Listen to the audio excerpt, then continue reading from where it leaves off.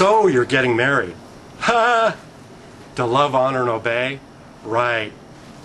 Marriage is an emotional and bureaucratic act of lunacy. This life-changing, momentous event, which, if we can accept the current 50% divorce rate statistic, will drain you of your money and result in a living hell for you. Let's assume you're in the 50% whose marriage has lasted. Out of that number, how many of you are truly happy and how many just hopeless losers good at accepting misery? Maybe 30%?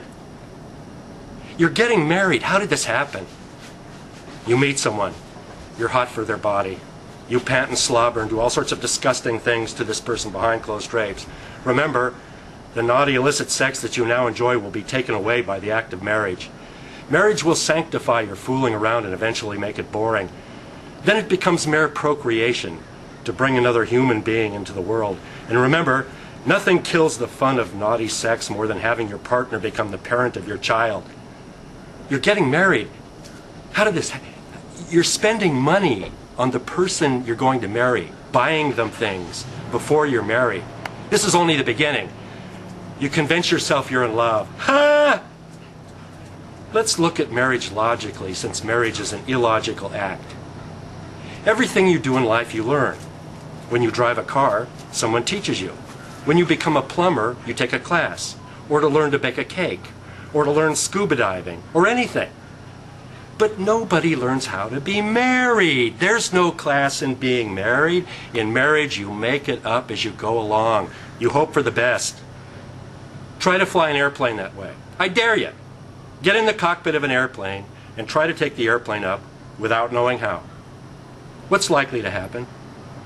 Here you are, a selfish person who only thinks of himself, and you're going to promise another person to love, honor, and obey? You don't know the person you're marrying. You've probably only known them a few months. They only put up their best side for you. In fact, you don't even know yourself. During the wedding service, when the minister says, "Do you, Egbert, take thee, Daphne, to have and to hold, through sickness and health, till death do you part?" Your honest response to that should be, maybe. When the minister says, "Will you honor and cherish her through good times and bad?" Your honest response to that should be, possibly. Then you ask the minister, "How bad are these bad times?" You're going to sign legal papers that give her title to your money and the ability to clean you out. Then your friends and relatives, they get all dressed up and they spend thousands of dollars on gifts, not to mention the thousands spent on the wedding reception party afterward. I give your marriage 3 years tops. Then it all winds up in divorce court, and rival lawyers fighting over the children and stripping you down to your boxer shorts.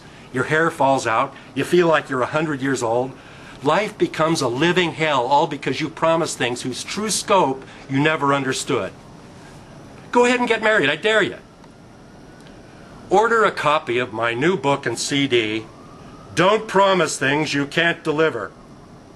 How to Remain Celibate, Remain Happy, Retain Your Money, and Decrease the World's Surplus Population." Available at bookstores near you. Order today.